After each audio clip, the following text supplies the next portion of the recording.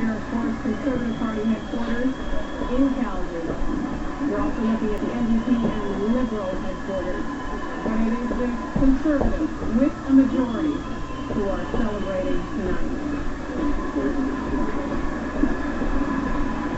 Jacques Bourbeau is there in Calgary.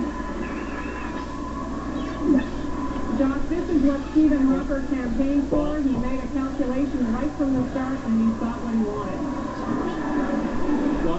Well, I can tell you, Donna, that our decision desk has made a lot of Conservatives here in Calgary very, very happy.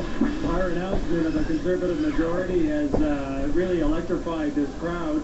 And certainly one of the things I think is going to be interesting is that all through this campaign, Stephen Harper kept asking for a majority, but he never really explained what he wants to do with that, what he could do with a majority government that he hasn't been able to do with a minority government for the past 5 years. And frankly, Donna, it now looks like we're going to find out.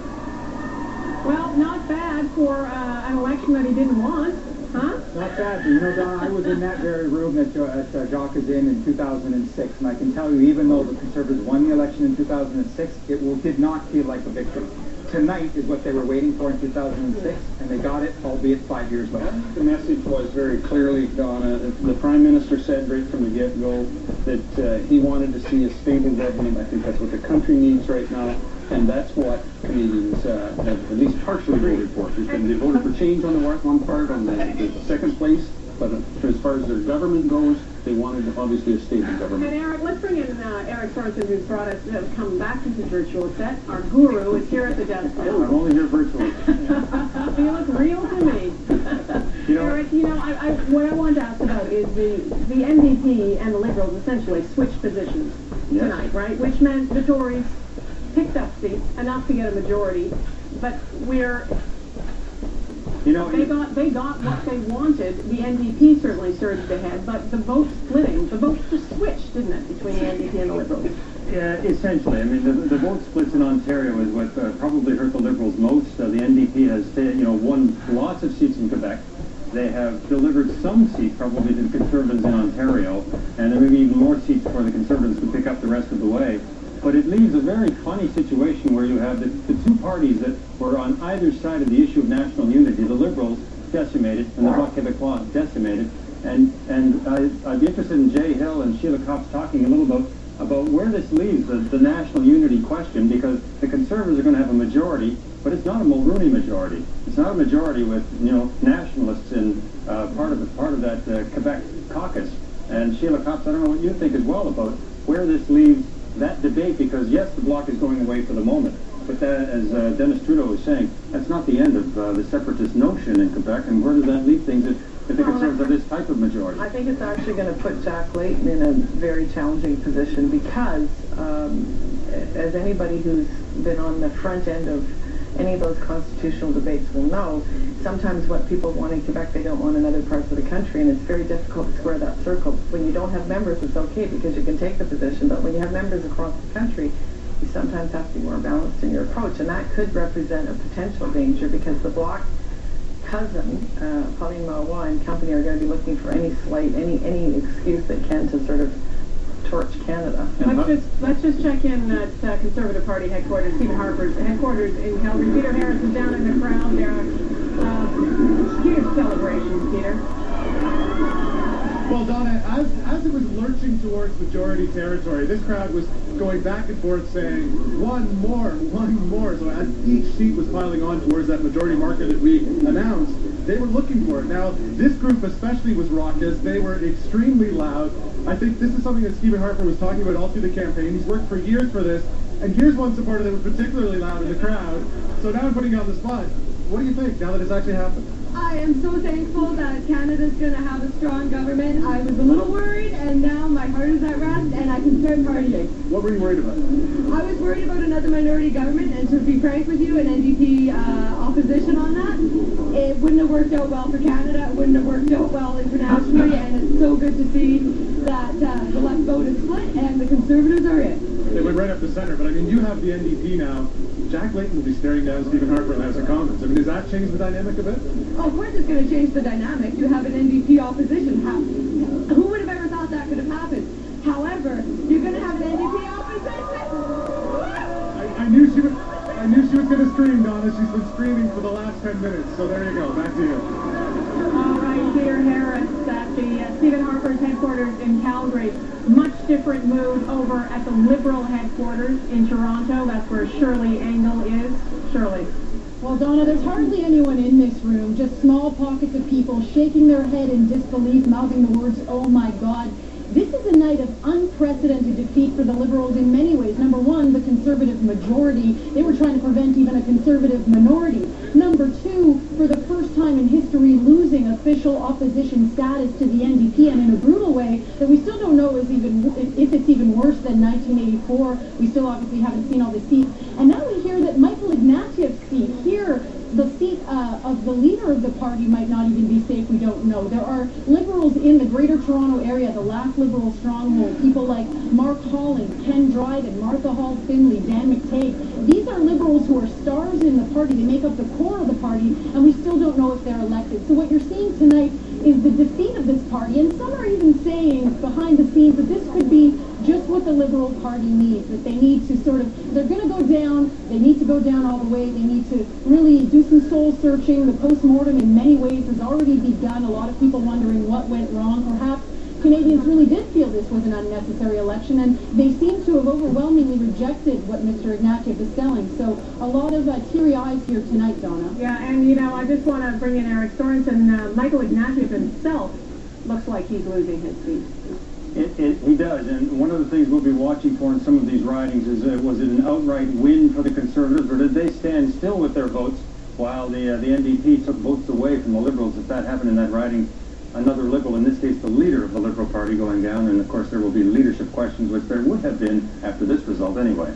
And there is one party tonight who can't believe their good fortunes. That is the NDP. That's where Mike Drolet is at NDP headquarters in Toronto tonight. Mike? Yes, this is a stunned group of NDP supporters here today. Certainly, they never expected to get over 100 seats. I don't know what's more shocking, the NDP result, the Liberal result, or the Bloc result. I lived in Quebec for a couple of years, and I'm absolutely stunned by that. Now, the one thing that you guys were talking about on the panel was that Carl Boulanger did a lot of work to try to build up the NDP and to set the policy in Quebec to try to woo Quebec voters. Well, you could argue now that he has an even bigger job ahead of him, because they have a lot of Green MPs. A lot of people who, I believe the number was 61 in Quebec in terms of the NDP seats. Well, you could argue that 60 of those didn't expect to win, because the one seat that they expected to hold was Thomas Mulcair, and the rest was, sacrificial lambs for the large part. But they kept on going back to Quebec, and he was really forcing the issue there. So they're excited as anybody could possibly imagine they could be. Donna? All right, just a quick thanks, Mike Drolet. Just a quick word from you, Eric, on the fortunes of the NDP. Absolutely historic night for them. It is an historic night for them. There are a lot of voters who may be asking themselves this question, though, which is, for progressives, is this a great night? If you're thinking progressives more broadly in terms of Liberals, Green, NDP, because they have done well, but overall, you now have a Conservative majority government. That they can't be very happy about that. Some progressives, I would say. All right, thanks, Eric. It's now time to turn over our Decision Canada coverage to your local anchors for the next 10 minutes in most markets. Stand by. This is Decision Canada 2011 on the Global Television Network.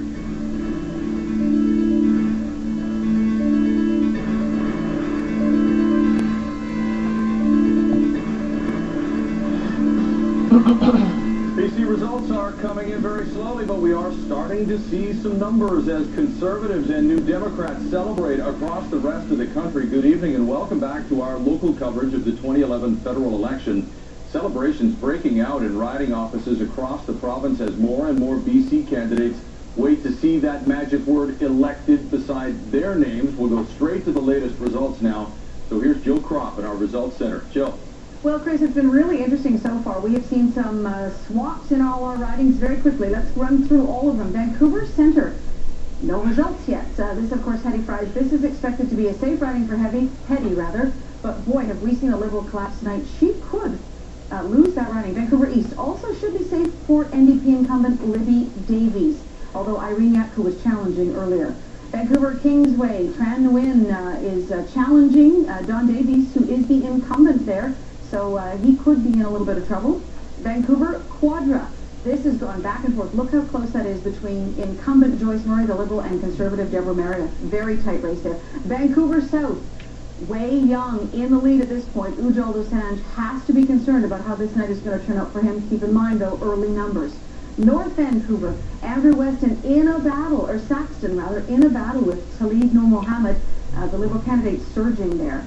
West Vancouver Sunshine Coast, Sea to Sky, John Weston, the incumbent, is being challenged by Terry Platt of the NDP.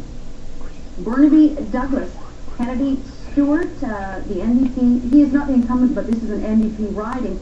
He's expected to win that, looking like he might do that. Burnaby New West, Peter Julian in a very strong lead against Paul Forsyth, who's a long-time politician. He was an MP for 12 years, challenging there.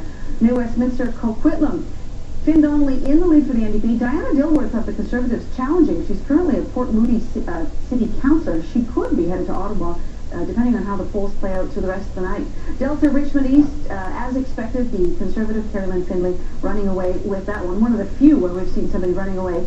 This as well, Richmond Alice Wong of the Conservatives expected to take this. Looks like she will. In Port Moody, Westwood, Coquitlam, James Moore, the incumbent MP. He is going to win tonight. I'm going to go on a bit of a limb there, but I think he's probably safely got that wrapped up. That's it for the Metro Vancouver area. Joining us now, Rick Weber from Global Okanagan. All right, thanks, Jill. We're taking a look at the interior ridings for British Columbia, as well as some Fraser Valley ridings and the North. And we're starting in Abbotsford. We've just in the last couple of minutes had a list of ridings where the candidates have been confirmed elected, and Abbotsford is one of them, the Conservative candidate. Mark Straw was hoping to take over for his dad as the Conservative MP, and that has happened. He's been declared elected just in the last couple of minutes. And then in British Columbia Southern Interior, we're watching this riding, the incumbent, one of the only incumbents in the Interior who's NDP, Alex Adamanenko, and he is in the lead right now. Kamloops, Thompson, Caribou. Another riding, you just never know how it's going to go, but the incumbent, Kathy McLeod, is doing well tonight to keep that seat. And our next riding is Kelowna Lake Country. Ron Cannon, the MP for the Conservative MP, has been declared elected in that riding, so no surprise there by any means. And in Kootenay, Columbia, David Wilkes, the Conservative candidate, has also been declared elected just in the last couple of minutes.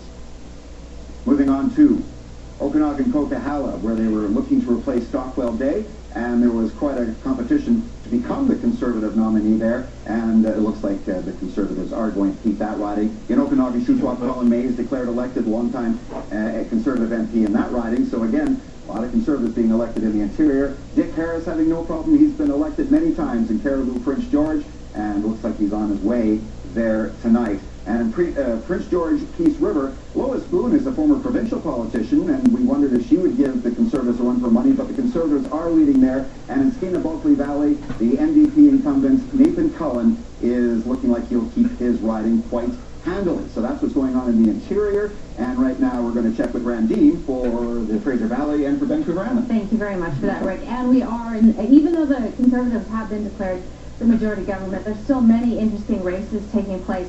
Right now, there's no polls reporting, but the races between Sip Dhaliwal of the Liberals and Jimmy Sims of the NDP there. In South Surrey, White Rock, Russ Hebert, he's a lock. He's expected to keep his seat, no problem. He should be declared fairly quickly. In Surrey North, Donna Cadman is tight with Jasper Sandhu. She's been called the invisible candidate, and she's going to be fighting for her life tonight. In Fleetwood, Port Calais, again, Nina Grewal should be expected to keep her seat, and she is leading there. In Langley, Mark Warwa has already been declared the victor, 64% of the votes, with 17% of the polls reporting so far. In Pitt Meadows, Maple Ridge, Randy Camp also expected to win that seat, a fairly safe seat for the Conservatives. And in Victoria, Denise Savoy, 50% already with 8 polls reporting that is a fairly easy seat for the NDP to win in that Victoria riding. In Esquimalt, Wanda Fuca, however, no polls reporting yet, but the horse race is between Troy D'Souza and Randall Garrison of the NDP. In the Saanich Gulf Islands, Elizabeth May leading so far, none of the polls reporting, but this is a race between her and the incumbent Conservative Gary Lunn. In Nanaimo, Alberni, this should be a fairly tight race as well. We're not expecting the NDP to beat the incumbent so far, but that looks like what's happening. In Nanaimo, Cowichan, Jean Crowder should be able to keep her seat for the NDP tonight. And finally, in Vancouver Island North, this is also a horse race between the NDP and the Conservative Party. John Duncan, the incumbent, leading slightly, or trailing slightly, behind Ronna Ray Leonard so far. So, Chris, that's what we have so far from